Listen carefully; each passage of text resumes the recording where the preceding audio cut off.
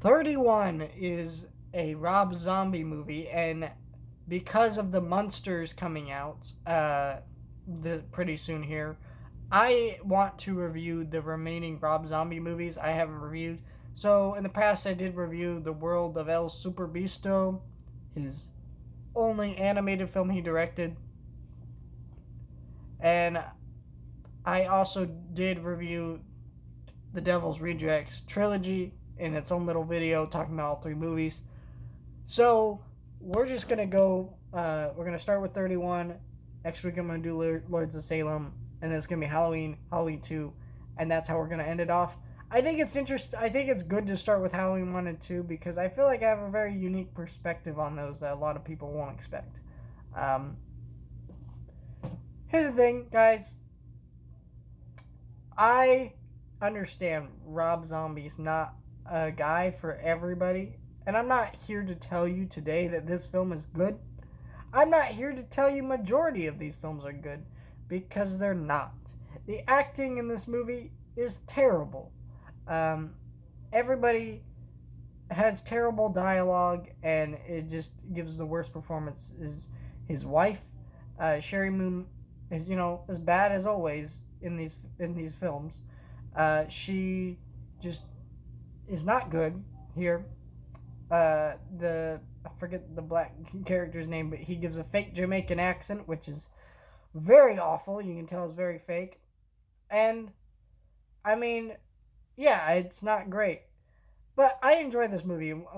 Basically, the plot of this movie is these group of people get kidnapped by these crazy psychopathic clowns who um put them in this game called 31, and it gets violent, it gets crazy, and it's Rob Zombie movie, kind of what you're getting with these type of movies.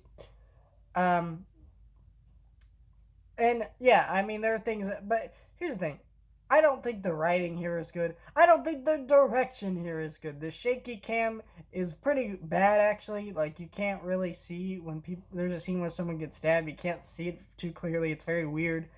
Um, but But I don't know. I think Rob Zombie is really good at this, making schlocky horror movies.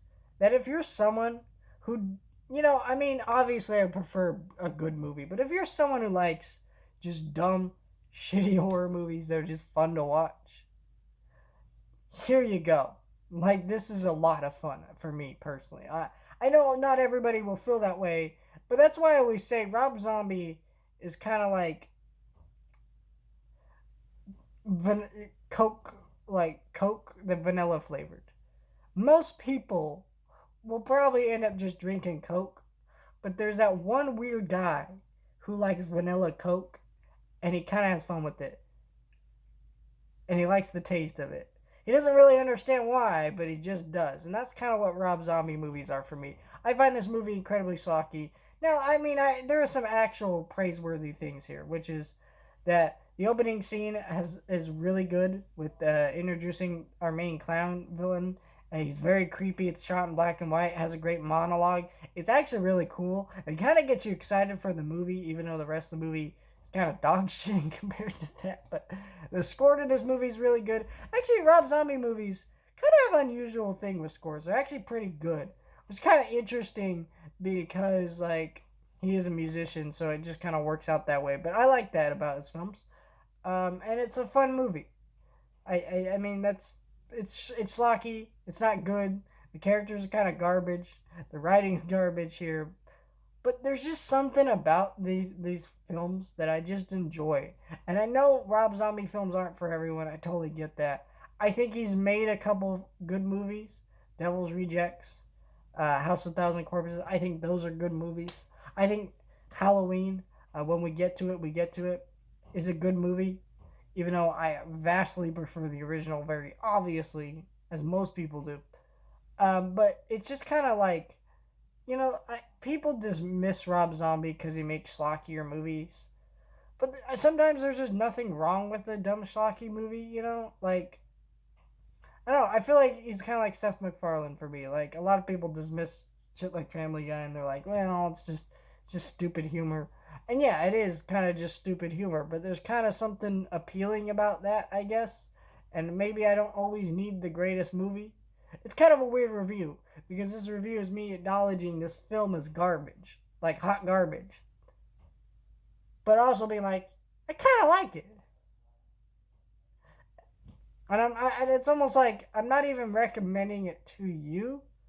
I'm just saying, like, you know, everybody kind of has their guilty pleasures. And Rob Zombie's my guilty pleasure, I guess. One of the many. Holy shit, I have a long list of guilty pleasures. But you know. What can I say?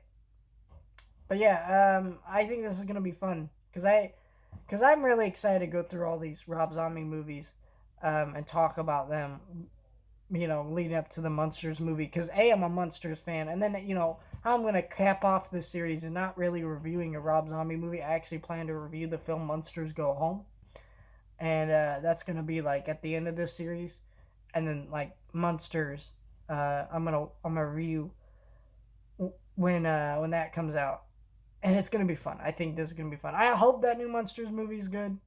Do I have hope for it? Maybe. Maybe it's fool's hope, but dear God, please be good.